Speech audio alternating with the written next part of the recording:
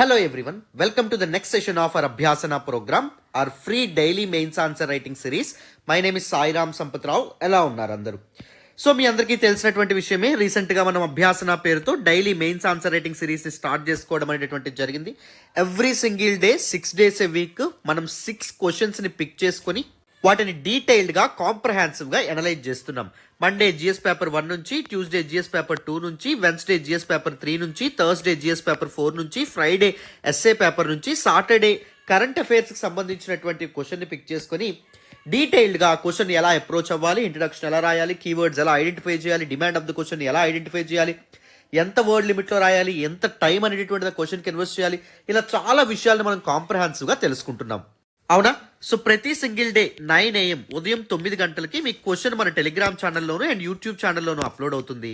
వెరాజ్ 5 PM సాయంత్రం 5 గంటలకల్లా మీకు model answer and detailed explanation video మన యూట్యూబ్ ఛానల్లో అప్లోడ్ చేసుకుంటాం. సో చక్కగా ఫాలో అవ్వండి. మీకు చాలా చాలా చాలా చాలా మేలు చేసేటటువంటి ఇనిషియేటివ్ ఇది. ఎందుకంటే this particular initiative serves twin objective. ఒకటి ఏంటి అంటే మీకు మెయిన్స్ ఆన్సర్ రైటింగ్లో మెడికల్ రావడమే కాకుండా ఎవ్రీడే ఒక టాపిక్, ఒక డైవర్స్ టాపిక్ని మనం తీసుకొని అనలైజ్ చేయడం ద్వారా వారానికి 6 టాపిక్స్ చొప్పున నెలకి 24 టాపిక్స్ మీద మీకు పూర్తి అవగాహన అనేటటువంటిది వస్తుంది. కాంప్రహెన్సివ్గా దాని గురించి నేర్చుకుంటారు. అండ్ వీటి మీద ఒకవేళ క్వశ్చన్ వచ్చినప్పుడు మెయిన్స్లో, ఎందుకంటే all the potential and most favourite themes for UPSC వాటి మీదే మనం క్వశ్చన్స్ ఫ్రేమ్ చేస్తున్నాం. ఎగ్జాక్ట్గా మనం ఇచ్చే క్వశ్చన్స్ కాకపోయినా మనం ఏదైతే టాపిక్ ఎంచుకున్నామో దాని మీద మీకు క్వశ్చన్ అడిగే అవకాశం అనేటటువంటిది ఉంటుంది. సో ఈ సెషన్స్ ఫాలో అవడం వల్ల మీకు ఇనఫ్ కంటెంట్ కూడా మీ చేతిలో ఉంటుందన్నమాట. ఒకవేళ ఆ టాపిక్ మీద క్వశ్చన్ అనేది ఎపేర్ అయితే ఎలా ఆన్సర్ చేయొచ్చు అనే విషయం మీద.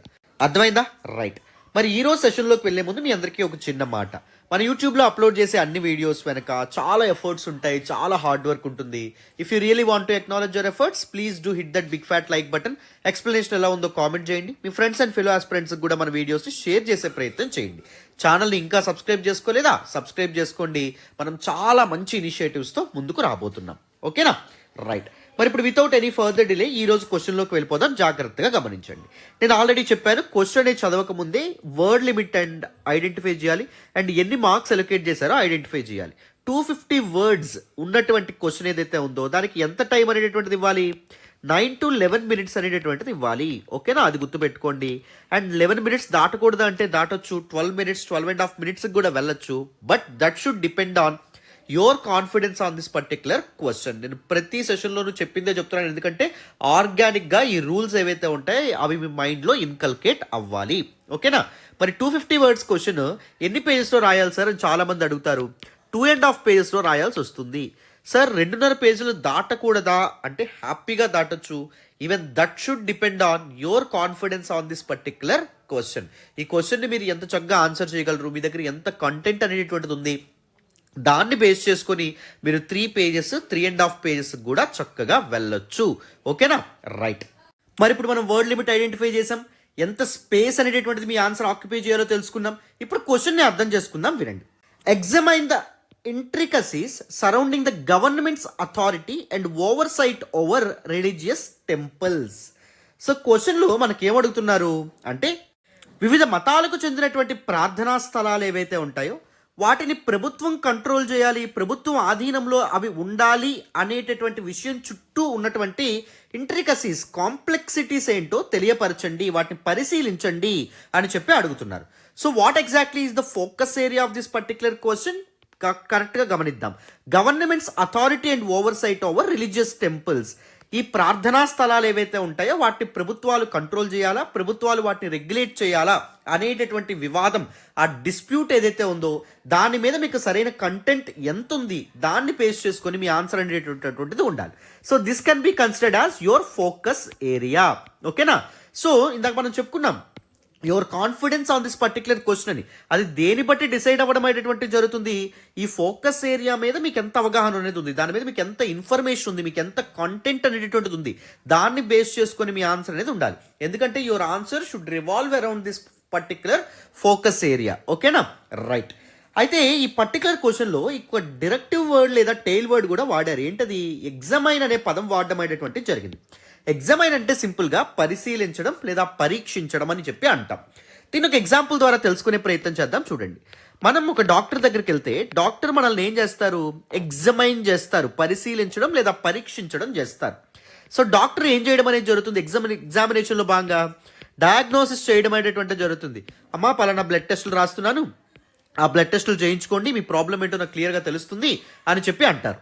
అంటే మనకు ఉన్నటువంటి సమస్య ఏదైతే ఉంది, ఏదైతే సిమ్టమ్స్ మనం చెప్పామో దాని వెనకున్నటువంటి అసలు కారణం ఏంటి, బ్యాక్టీరియా కారణమా, లేకపోతే వైరస్ కారణమా, లేకపోతే హెరిడిటరీగా వచ్చినటువంటి ఏదైనా జబ్బు కారణమా అనేటటువంటి విషయాన్ని ఆయన తెలుసుకునేటటువంటి ప్రయత్నం చేస్తారు. అండ్ మనకు వచ్చినటువంటి ఆ జబ్బు ఎంత ఇంటెన్సిఫై అవుతుంది రోజు రోజుకి, ఎంత కాంప్లెక్స్గా మారుతుంది రోజు రోజుకి అని చెప్పేటటువంటి అది తెలుసుకునే ప్రయత్నం కూడా చేస్తారు. అండ్ ఫైనల్గా డాక్టర్ ఇచ్చేటటువంటిది ఏంటి, ప్రిస్క్రిప్షన్ ఇవ్వడం అనేటువంటి జరుగుతుంది. అంటే ఏం చేస్తే మనకున్నటువంటి వ్యాధి పోతుంది, మనకున్నటువంటి బాధలు పోతాయి అని చెప్పడం అనేది జరుగుతుంది. సేమ్ ఇదే స్ట్రాటజీ ఫాలో అవ్వండి. ఇక్కడ ఒక ఇష్యూ గురించి చెప్తున్నారు, ఏంటది, governments authority and oversight over religious temples. So దీన్ని మీరు ఏం చేయాలి, దీన్ని ఎగ్జామైన్ చేయమన్నప్పుడు ఫస్ట్ డయాగ్నోజ్ చేయండి. ఈ పర్టికులర్ ప్రాబ్లం ఏదైతే ఉందో దానికి గల కారణాలు ఏంటి, రేషనాలిటీ ఏంటి, గవర్నమెంట్ ఎందుకు రిలీజియస్ టెంపుల్స్ని, రిలీజియస్ ప్రేయర్ హాల్స్ని కంట్రోల్ చేయాలనుకుంటుంది, రెగ్యులేట్ చేయాలనుకుంటుంది, రేషనల్ రాయండి. అండ్ దాని తర్వాత ఏం చేస్తారంటే the complexities around this particular problem, issue ఏదైతే ఉంటుందో దానివల్ల ఉన్నటువంటి అసలైనటువంటి ప్రాబ్లం ఏంటి, ఎందుకు గవర్నమెంట్స్ రిలీజియస్ టెంపుల్స్ని కంట్రోల్ చేయకూడదని చెప్పి చాలా మంది అంటున్నారు, అది రాస్తారు. You can give good examples as well. And finally in the conclusion part you need to come up with a prescription. కన్ఫామ్గా ఒక మెజర్ సజెస్ట్ చేయాలి, at least striking the balance between secularism and religious autonomy etcetera. ఓకేనా. So these kind of measures ఏవైతే ఉంటాయో వాటిని మీరు list down చేసే ప్రయత్నం చేయాలి. సింపుల్గా 2 to 3 మెజర్స్ ఏవైతే ఉంటాయో వాటిని కూడా ఇచ్చేటటువంటి ప్రయత్నం చేయాలి. అర్థమైందా? సో ఫస్ట్ ఏం చేసాం, వర్డ్ లిమిట్ ఐడెంటిఫై చేసాం, ఎంత సమయం అనేటటువంటిది మనం ఇవ్వాలి మన పర్టికులర్ ఆన్సర్ కానీ తెలుసుకున్నాం, అండ్ ఎన్ని పేజెస్లో రాయాలో మనం తెలుసుకోవడం అనేది జరిగింది. క్వశ్చన్ని అర్థం చేసుకున్నాం, క్వశ్చన్లో ఫోకస్ ఏరియా అర్థం చేసుకున్నాం, క్వశ్చన్లో ఉన్నటువంటి డైరెక్టివ్ ఏదైతే ఉంటుందో దాన్ని తెలుసుకున్నాం. డైరెక్టివ్ బట్టి మనం ఏం చెప్పుకున్నాం, డిమాండ్ ఆఫ్ ద క్వశ్చన్ ఏదైతే ఉందో దాని గురించి మనం మాట్లాడుకున్నాం.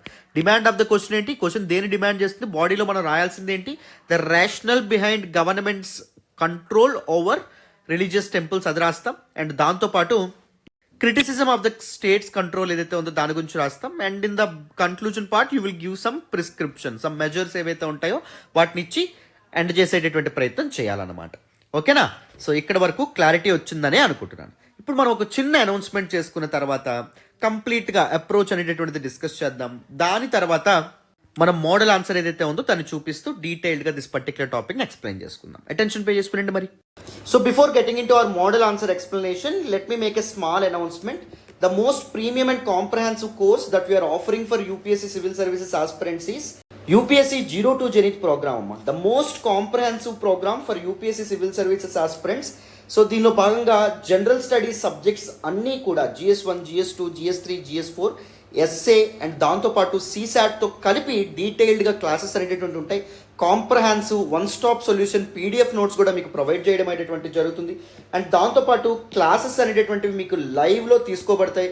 లైవ్ క్లాస్ ఒకవేళ మీరు మిస్ అయితే రికార్డెడ్ క్లాసెస్ కూడా మీకు యాక్సెస్ అనేటటువంటిది ఉంటుంది. ఎంతకాలం రికార్డెడ్ క్లాసెస్కి యాక్సెస్ ఉంటుంది అంటే ఫర్ లైఫ్ టైం మీకు రికార్డెడ్ క్లాసెస్కి యాక్సెస్ ఉంటుంది. అండ్ దీనిలో భాగంగానే మీకు prelims test series and mains test series include అయ్యి రావడం అనేటువంటిది జరుగుతుందమ్మా. ప్రతి సబ్జెక్ట్ని బేసిక్స్ నుంచి డీటెయిల్డ్గా ప్రతి ఒక్కరికి అర్థమయ్యే విధంగా ఇన్ డెప్త్ చెప్పడం అనేది జరుగుతుంది. Not only me, all the faculty members in our institute. మీరు లైవ్ క్లాస్లో 100 సార్లు వాళ్ళకి డౌట్లు అడిగినా 100 సార్లు కూడా ఓపిక్గా ఎక్స్ప్లెయిన్ చేస్తారు. And as the name indicates 02 zenith, మీరు ఏ స్టేజ్లో ఉన్న ప్రిపరేషన్లో, బిగినర్ లెవెల్లో ఉన్న బేసిక్స్ అనేటటువంటి మీకు పూర్తిగా తెలియకపోయినా ఎగ్జామ్ గురించి కానీ లేకపోతే ఎగ్జామినేషన్ సిలబస్ గురించి కానీ ప్రతిదీ డీటెయిల్డ్గా హ్యాండిల్ చేయబడుతుంది. మీకు మళ్ళీ పూర్తి అడ్వాన్స్డ్ లెవెల్ వరకు తీసుకెళ్లే పూర్తి బాధ్యత మాది. అండ్ ఫీజు ఎంత అంటే ఫీజు మామూలుగా 50,000, కానీ దీపావళి ఆఫర్ కింద కేవలం 30,000 రూపీస్కి మనం UPSC 02 జెనిత్ ప్రోగ్రామ్ని అందిస్తున్నాం. మొన్ననే దీపావళి అయిపోయినప్పటికీ చాలామంది స్టూడెంట్స్ రిక్వెస్ట్ చేయడంతో ఇంకొక వారం రోజుల పాటు ఈ ఆఫర్ని ఎక్స్టెండ్ చేయడం అనేది జరిగింది.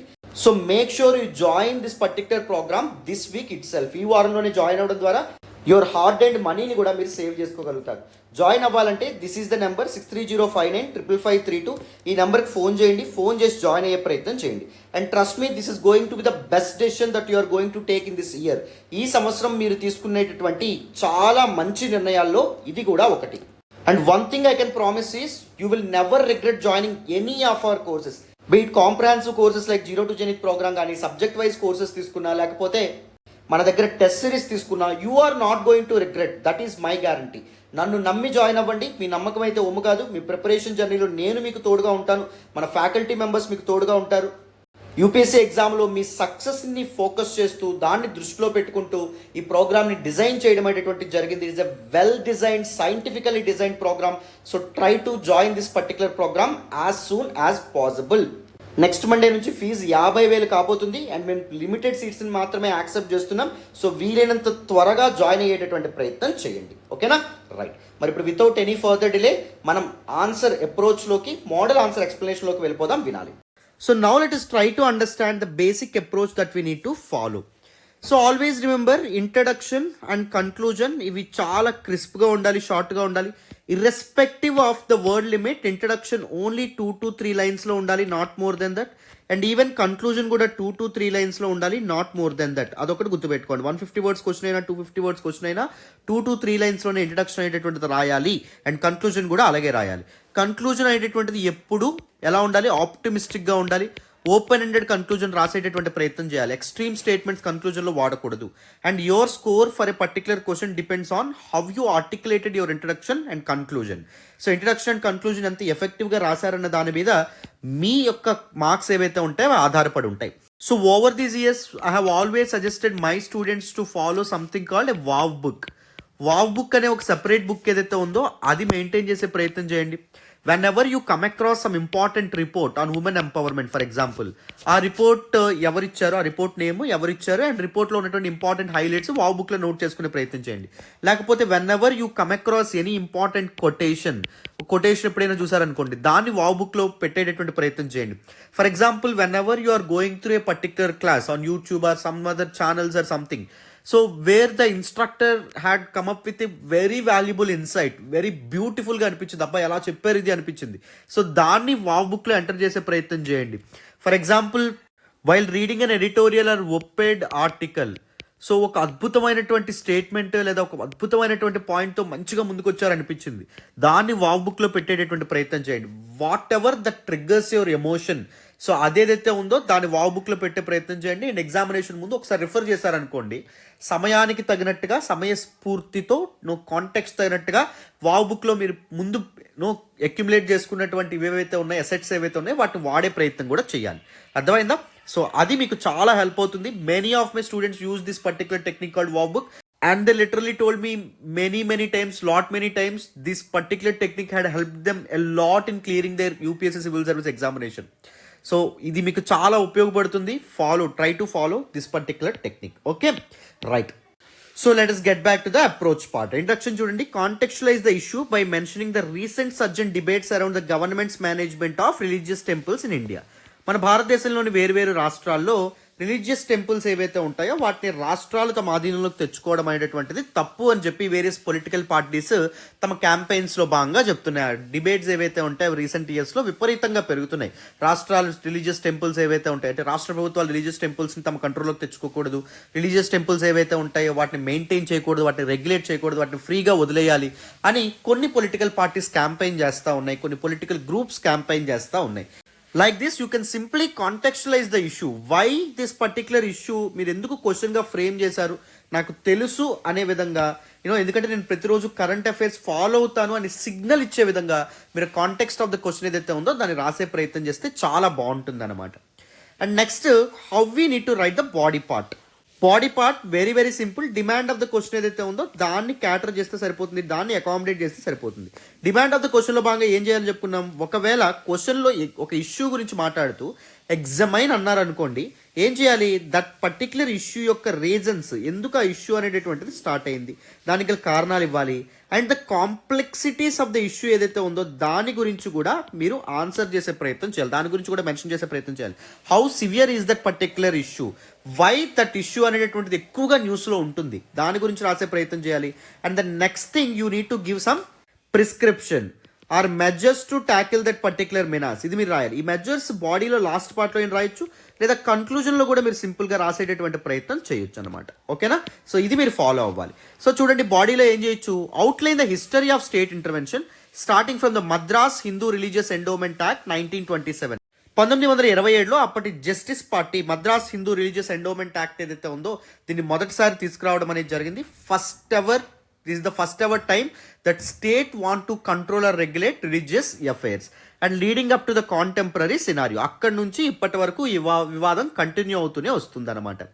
Reference specific land marks such as Shirur Math case ఏదైతే ఉందో 1950లో మీరు గమనిస్తే అప్పటి తమిళనాడు గవర్నమెంట్ రిలీజియస్ ఎండోమెంట్స్ ఏవైతే ఉంటాయో వాటిని రెగ్యులేట్ చేయడానికి ఒక చట్టం తీసుకొచ్చింది. ఆ చట్టానికి వ్యతిరేకంగా షిరూర్ మఠ్ అధిపతులు ఎవరైతే ఉన్నారో వాళ్ళందరూ మద్రాస్ హైకోర్టును ఆశ్రయించారు, తర్వాత సుప్రీంకోర్టును కూడా ఆశ్రయించడం అనేది జరిగింది. ఎందుకంటే రిలీజియస్ అఫైర్స్ ఏవైతే ఉంటాయో వాటి మీద గవర్నమెంట్ కంట్రోల్, గవర్నమెంట్ అనవసరంగా ఇంటర్వ్యూన్ అవ్వడం అనేటటువంటి సరైన కాదు అని చెప్పి వీళ్ళు వాదించారు.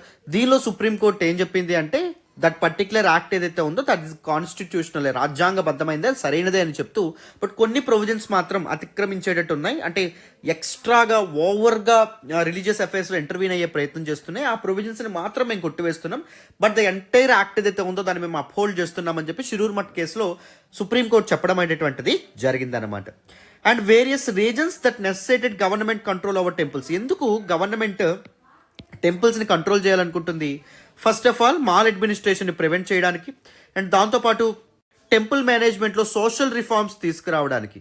అంటే కొన్ని కులాల వాళ్ళని, కొన్ని కమ్యూనిటీస్ చెందినటువంటి వాళ్ళని గుడిలోకి అనుమతించట్లేదు ఈ మేనేజ్మెంట్ వాళ్ళు, ఇలాంటి కారణాల చేత ఇలాంటి ఇబ్బందులు ఏవైతే ఉంటాయో వాటిని అధిగమించడానికి, సోషల్ రిఫార్మ్స్ ఏవైతే ఉంటాయో వాటిని తీసుకురావడానికి సో స్టేట్ కంట్రోల్ చేయడం ఇంపార్టెంట్ అని చెప్పి అనుకున్నారు. And to promote equity, fairness అనేటటువంటిది, ఈక్వాలిటీ అనేటటువంటిది ప్రమోట్ చేయడం కూడా టెంపుల్ మేనేజ్మెంట్లో చాలా అవసరం. సో అందుకు గవర్నమెంట్ కంట్రోల్ చేయడానికి ముందుకు రావడం అనేటటువంటిది జరిగింది అని చెప్పి కొంతమంది అంటారు. అండ్ ఈవెన్ కొన్ని కమిషన్స్ ఏవైతే ఉంటాయో ఓవర్ ద టైం ఏర్పాటైనటువంటి committees, for example CP Ramaswamy Iyengar committee, so అది కూడా ఏం చెప్పింది అంటే గవర్నమెంట్ కంట్రోల్ చేయడం సబబే అని చెప్పింది అన్నమాట. రిలీజియస్ టెంపుల్స్ ఏవైతే ఉంటాయి, రిలీజియస్ వర్షిప్ ప్లేసెస్ ఏవైతే ఉంటాయో వాటిని. ఓకేనా?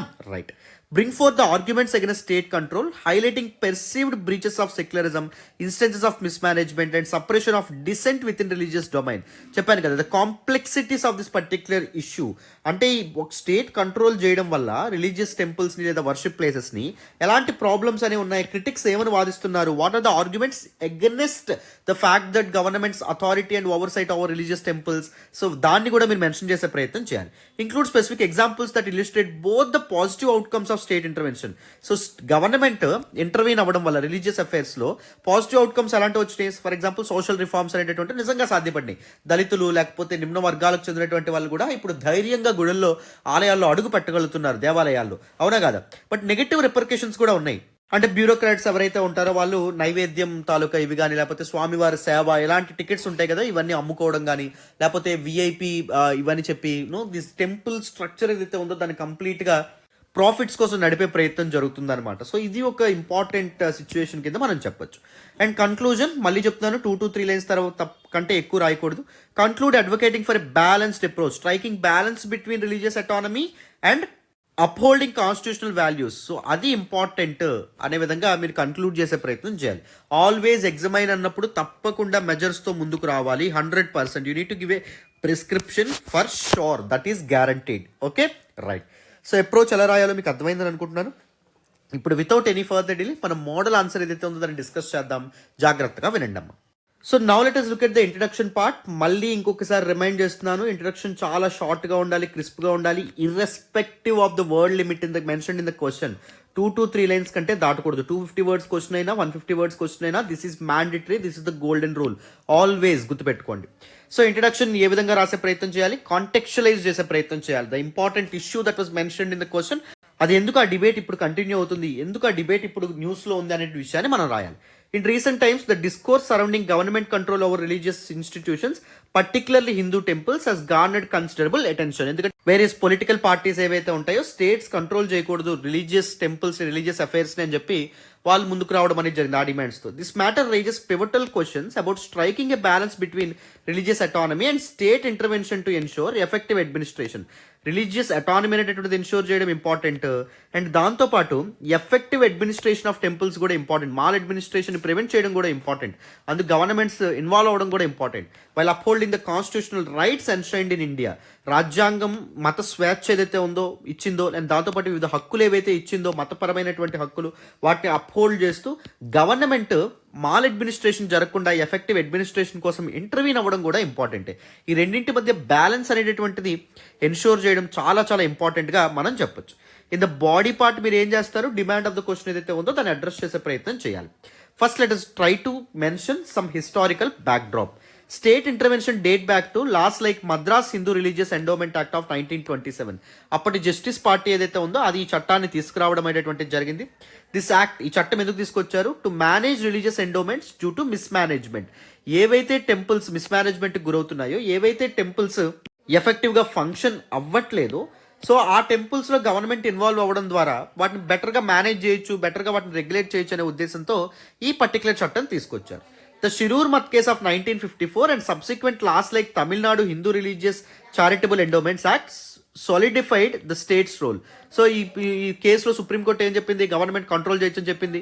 అండ్ తమిళనాడు గవర్నమెంట్ చేసినటువంటి ఈ చట్టం కూడా ఏం చెప్తుంది, స్టేట్ గవర్నమెంట్స్ కంట్రోల్ చేయొచ్చని చెప్తుంది అనమాట. రైట్, గవర్నమెంట్స్ రిలీజియస్ టెంపుల్స్ని కంట్రోల్ చేయొచ్చు, రెగ్యులేట్ చేయొచ్చని చెప్తుంది.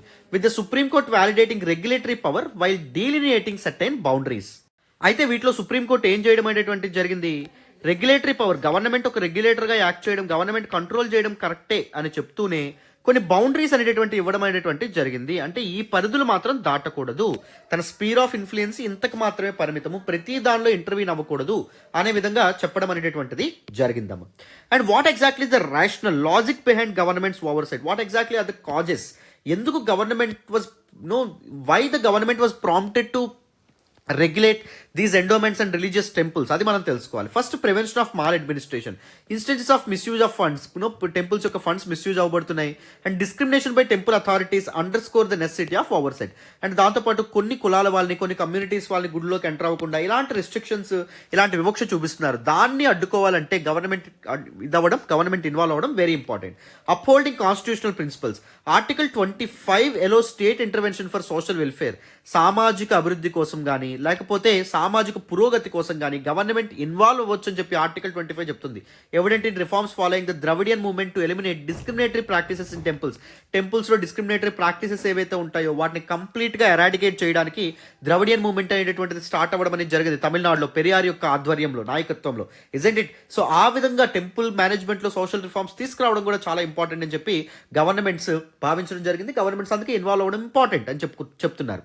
Promotion of transparency and accountability, initiatives like integrated temple management system, అంటే టెంపుల్ మేనేజ్మెంట్ అంతటిని ఇంటిగ్రేట్ చేయడం ద్వారా, గ్రిడ్ ద్వారా కట్టడం ద్వారా ఏం చేయొచ్చు, ఏ టెంపుల్ ద్వారా ఎంత ఇన్కమ్ వస్తుంది, ఏ టెంపుల్కి ఎంత ఎక్స్పెండిచర్ అవుతుంది, ప్రతిదీ ట్రాన్స్పరెంట్గా ఉండడం అనేటువంటి జరుగుతుంది. సో రికార్డ్స్ అన్ని డిజిటలైజ్ అవుతాయి, ప్రసాదంకి ఎన్ని అవుతున్నాయి, లేకపోతే సేవలకి ఎన్ని టికెట్స్ అవుతున్నాయి, లేకపోతే టెంపుల్ బయట ఉన్నటువంటి షాప్స్ ఏవైతే ఉంటాయి వాటికి ఎంతకి లీజ్కి ఇస్తా ఉన్నారు ఆ షాపుల్ని. సో ఇలాంటివన్నీ ట్రాన్స్పరెంట్గా ఉంటాయి అనమాట, ఒక్కరి జేబుల్లోకి డబ్బులన్నీ వెళ్ళిపోకుండా.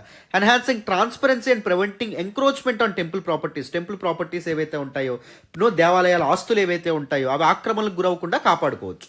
Social equity as well. Government interventions have facilitated socially significant reforms like accepting individuals from backward classes as priests.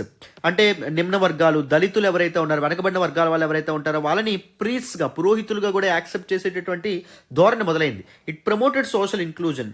All sections of people ఎవరైతే ఉంటారో వాళ్ళకి కావాల్సినటువంటి గౌరవాన్ని ఇవ్వడంలో దిస్ పర్టిక్యులర్ స్టేట్ ఇన్వాల్వ్మెంట్ అనేటువంటిది ఎంతగానో ఉపయోగపడిందని చెప్పి మనకు చెప్తున్నారు. బట్ స్టేట్ కంట్రోల్ చేయకూడదు అని చెప్పేవాళ్ళు ఎలాంటి క్రిటిసిజంతో ముందుకొచ్చారు? What are the arguments against this particular issue? చూడండి, contravention of secularism. So we all know that India is a secular country. We uphold secularism by a true spirit. Even preamble of our constitution లో కూడా India is a secular nation అనే విధంగా మనం boast చెప్పుకుంటా ఉంటాం. So ఈ విషయంలో మరి సెక్యులరిజం అంటే ఏంటి? There should be separation between state and religion కదా. బట్ ఇక్కడ స్టేట్ కంటిన్యూస్గా ఇన్వాల్వ్ అవ్వడం అనేది జరుగుతుంది. బట్ అఫ్ కోర్స్ సో ఆ వెస్ట్రన్ సెక్యులరిజం వేరు, బట్ ఇండియన్ సెక్యులరిజం వేరు, అందులో డౌటే లేదు. వెస్ట్రన్ సెక్యులరిజంలో మనకి strict separation of church and state అనేటువంటిది ఉంటుంది. ఇండియన్ కాంటెక్స్ట్లో అది సాధ్యపడదు, ఎందుకంటే రిలీజియన్ అండ్ దాంతోపాటు సోషల్ ఆస్పెక్ట్స్ రెండు ఇంటర్వ్యూన్ అవ్వడం అనేటటువంటిది జరిగింది. ఈ కాంటెక్స్లో గవర్నమెంట్ రిస్క్ తీసుకోలేదు, కంప్లీట్గా ఏలినేట్ అయ్యి రిలీజియస్ అఫైర్స్ నుంచి. So but secularism, India is a secular country అని చెప్తున్నందుకు క్రిటిక్స్ ఏమంటారంటే state control over temples contradicts the secular ethos particularly when limited to Hindu temples. Only Hindu temples యొక్క మేనేజ్మెంట్లో మాత్రమే గవర్నమెంట్ ఇన్వాల్వ్ అయితే అది ఎంతవరకు కరెక్ట్? చర్చెస్ యొక్క మేనేజ్మెంట్లో ఇన్వాల్వ్ అవ్వాలి, లేకపోతే జైన్ ఆరామాస్ ఏవైతే ఉంటాయో వాటి యొక్క అడ్మినిస్ట్రేషన్లో ఇన్వాల్వ్ అవ్వాలి, లేకపోతే బుద్ధిస్ట్ మొనాస్ట్రీస్ ఏవైతే ఉంటాయో వాటి యొక్క వీటి మేనేజ్మెంట్లో కూడా ఇన్వాల్వ్ అవ్వాలి. కానీ ఇక్కడ ఓన్లీ హిందూ టెంపుల్స్లో మాత్రమే వాటి యొక్క మేనేజ్మెంట్లో మాత్రమే ఇన్వాల్వ్ అవ్వడం అనేటటువంటిది ఎంతవరకు కరెక్ట్ అని చెప్పి కొంతమంది అడుగుతూ ఉన్నారన్నమాట ప్రశ్న. అది మరి స్టేట్ అనేటటువంటిది అన్ని రిలీజియన్స్కి ఈక్వల్ డిస్టెన్స్ మెయింటైన్ చేయాలి కదా గవర్నమెంట్, కానీ ఇక్కడ హిందూ టెంపుల్స్ మీద మాత్రం ఎక్కువ ఫోకస్ ఎందుకు పెడుతున్నారని చెప్పి కొంతమంది చెప్తున్నారు. And next, mismanagement and corruption. ఎవరైతే bureaucrats, government appointed bureaucrats temples manage చేయడానికి తీసుకురాబడ్డారో వాళ్ళు కూడా కరప్షన్కి పాల్పడుతున్నారు. And administrative overreach as well, అంటే వాళ్ళ పరిధి దాటి కూడా వాళ్ళు ప్రవర్తించడం అనేటువంటిది జరిగింది. దానివల్ల ఒక టెంపుల్ యొక్క అటానమీ ఏదైతే ఉంటుందో అది కంప్లీట్గా కాంప్రమైజ్ అవుతుంది. ఆ టెంపుల్ మేనేజ్మెంట్ ఏదైతే ఉంటుందో దానికి సిగ్నిఫికెంట్ పవర్స్ లేనటువంటి పరిస్థితి ఏర్పడుతుంది. And suppression of dissent as well, అంటే టెంపుల్ అటానమీ, టెంపుల్ మేనేజ్మెంట్ వాళ్ళే చేసుకోవాలి, స్టేట్ ఇన్వాల్వ్ అవ్వకూడదు అని చెప్పేటటువంటి యాక్టివిటీస్ ఎవరైతే ఉన్నారో అలా విధంగా చెప్పేటువంటి యాక్టివిటీస్ వాళ్ళని సైలెన్స్ చేసేటటువంటి ప్రయత్నం గవర్నమెంట్స్ చేస్తున్నాయి. సో దాని కారణంగా freedom of expression and civil rights ఏదైతే ఉన్నాయో భంగపాటుకు గురవుతున్నాయని చెప్పి కూడా మనకు చెప్తున్నారు. Lack of accountability as well, the absence of proper records and reluctance towards external audits in Tamil Nadu signal systematic accountability issues. External ఆడిట్స్కి కంప్లీట్గా వ్యతిరేకంగా ఉండడం అనేది జరిగింది. అంటే ఒక ప్రైవేట్ పర్సన్ ఎవరైతే ఉన్నారో వాళ్ళు గవర్నమెంట్ మేనేజ్ చేస్తున్నప్పుడు ఏవైతే రికార్డ్స్ ఉన్నాయో వాటిని ఆడిట్ చేస్తాము, అవి ఎలా ఆ రికార్డ్స్ సరిగ్గా ఉన్నాయో లేదో, సరిగ్గా మెయింటైన్ చేస్తున్నాయో లేదో చూస్తామంటే దానికి ఒప్పుకోవట్లేదు.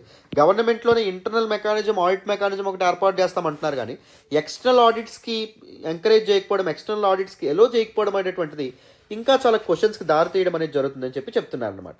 సో వేరియస్ ఎగ్జాంపుల్స్ మనం చూసుకుంటే మనకి స్టేట్ ఇన్వాల్వ్ అవ్వడం వల్ల పాజిటివ్ ఆస్పెక్ట్స్ ఉన్నాయి, నెగిటివ్ ఆస్పెక్ట్స్ కూడా ఉన్నాయి. ఫర్ ఎగ్జాంపుల్, ఉమెన్ని అండ్ ఇండివిజువల్స్ ఫ్రమ్ బ్యాక్వర్డ్ క్లాసెస్ని చాలా ప్లేసెస్లో ప్రీస్ట్గా నియమించడం అనేది జరిగింది, పురోహితులుగా in certain temples. That illustrate positive social reform. అది నిజంగా ఒక పాజిటివ్ థింగ్గా మనం చెప్పొచ్చు, ఒక అభ్యుదయంగా లేదా అభ్యుదయ మార్గంలో నడిచినట్టుగా మనం చెప్పొచ్చు. And conversely acquisitions of financial management, కానీ అపాయింట్ అయినటువంటి బ్యూరోక్రాట్స్ కూడా సరిగ్గా మేనేజ్ చేయకపోవడం కానీ, కరప్షన్కి పాల్పడడం కానీ, అడ్మినిస్ట్రేటివ్ ఓవర్ రీచ్కి పాల్పడడం కానీ, ఆ scene with the lack of external audits in Tamil Nadu highlight issues arising from inadequate checks and balances. సరైన చెక్స్ అండ్ బ్యాలెన్సెస్ లేవు, సరిగ్గా కంట్రోల్ అనేటటువంటిది లేకపోవడం వల్ల కూడా సరిగ్గా మేనేజ్ అవ్వట్లేదు. ఇప్పటికీ కరప్షన్ బారిన టెంపుల్స్ పడుతూనే ఉన్నాయని చెప్పి మనకి చెప్తున్నారు. And now let us look at the conclusion part. Conclusion కూడా ఎన్ని లైన్స్లో ఉండాలి? 2 to 3 లైన్స్ ఉండాలి, అంతకు మించి ఎక్కువగా ఉండకూడదు. గుర్తుపెట్టుకోండి, very very important point. The governments oversight of religious temples in India rooted in historical and socio-political factors has spurred social reforms while facing criticism for issues like secularism and administrative overreach. Government religious temples ఏవైతే ఉంటాయో వాటిని చూడడం, వాటిని regulate చేయడం ఏదైతే ఉందో దానికి కారణం ఏంటి? హిస్టారికల్ రీజన్స్ ఉన్నాయి, 1927 నుంచే మొదలవ్వడం అనేది జరిగిన వాదనలు ఉన్నాయి. అండ్ సోషియో పొలిటికల్ ఫ్యాక్టర్స్ ఉన్నాయి, సోషల్ ఫ్యాక్టర్స్ ఉన్నాయి. ఏంటి? కొన్ని క్లాసెస్ని టెంపుల్స్లోకి ఎలో చేయకపోవడం కానీ, అంటరానితనం కానీ, ఇవన్నీ టెంపుల్స్ ప్రమోట్ చేయడం కానీ, ఇవి important problems. And political reasons కూడా ఉన్నాయి. Those who are trying to manage టెంపుల్స్ని ఎవరైతే మేనేజ్ చేస్తున్నారో వాళ్ళకి సమాజంలో ఎక్కువ పరపతి ఉంటుంది. People are incline towards them. దానివల్ల డెమోక్రసీ అనేటటువంటిది అండర్మైన్ అవుతుంది. అంటే టెంపుల్స్ని మేనేజ్ చేసేటటువంటి వ్యక్తులు ఎవరైతే ఉంటారో వాళ్ళకి ఎలక్షన్స్ టైంలో గట్రా కాస్త ఎక్కువ ఉండదు. There is no level playing field, వాళ్ళకి కాస్త ఎక్కువ అడ్వాంటేజ్ ఉంటుంది. సో ఇలా డిఫరెంట్ ఆస్పెక్ట్స్ అనేటట్టు ఉన్నాయి. బట్ గవర్నమెంట్ ఇన్వాల్వ్ అవ్వడం ఏదైతే ఉందో దానివల్ల చాలా సోషల్ రిఫార్మ్స్ అనేటటువంటి వచ్చినాయి. అండ్ కొన్ని క్రిటిసిజం కూడా, సెక్యులరిజం అండర్మైన్ అవుతుందని కొంతమంది అంటారు. అడ్మినిస్ట్రేటివ్ ఓవర్ రీచ్ ఉంటుంది. కొత్తగా స్టేట్ లెడ్ దీస్ బ్యూరోక్రాట్స్ ఎవరైతే ఉన్నారో ఓవర్గా ఇన్వాల్వ్ అవుతున్నారని చెప్పి కూడా కొంతమంది అంటారు. దీనికి కావాల్సింది ఏంటి? Striking a balance between these two. A balance strategy అనేటటువంటిది very very important. Preserving religious autonomy, ఒకవైపు రిలీజియస్ అటానమీని ప్రెజర్వ్ చేయాలి, ఒకవైపు అకౌంటబిలిటీని ఎన్ఫోర్స్ చేయాలి. అండ్ రెస్పెక్టింగ్ కాన్స్టిట్యూషనల్ ప్రిన్సిపల్స్, రాజ్యాంగం ఇచ్చినటువంటి వేరు వేరు స్వేచ్ఛలు అండ్ హక్కులు ఏవైతే ఉంటాయో వాటిని గౌరవించాలి. Thereby strengthening national secularism, ఆ విధంగా సెక్యులరిజం ఏదైతే ఉంటుందో నేషనల్ సెక్యులరిజంని స్ట్రెంథన్ చేయాలి, బలోపేతం చేయాలి. And preserving the dignity of religious practices ఏవైతే ఉంటాయో వాటి యొక్క గౌరవాన్ని కాపాడగలగాలన్నమాట. So striking balance between all these things is very very important and very very క్రూషియల్గా మనం చెప్పుకోవాలి. ఓకేనా? This is all about this particular question. డీటెయిల్డ్గా దిస్ పర్టిక్యులర్ క్వశ్చన్ మీకు పూర్తి స్థాయిలో అర్థమైందని అనుకుంటున్నాను. మీరు పూర్తిగా అర్థం చేసుకున్నారని అనుకుంటున్నాను. ఎవరైనా మన కోర్సెస్లో జాయిన్ అవ్వాలంటే చక్కగా ఈ పర్టిక్యులర్ వెబ్సైట్ని విజిట్ చేయొచ్చు, లేకపోతే మన యాప్ అయినా డౌన్లోడ్ చేసుకోవచ్చు. ఈవెన్ ఏమైనా డౌట్స్ ఉన్నట్టయితే ఈ నెంబర్కి ఫోన్ చేసి మీ డౌట్స్ అన్ని రిజాల్వ్ చేసుకున్న తర్వాతే మీరు చక్కగా మన కోర్సెస్లో జాయిన్ అవ్వచ్చు. ట్రై టు జాయిన్ యూపీఎస్సీ 02 జనీత్ course, your one stop solution definitely for sure to ace UPSC civil service examination. అది నేను గ్యారంటీ చేస్తాను, అందులో సందేహమే లేదు. ఓకేనా? రైట్ నాన్న, మళ్ళీ నెక్స్ట్ సెషన్లో కలుద్దాం. Thank you so much for all the support and all the love so far. Bye అమ్మా.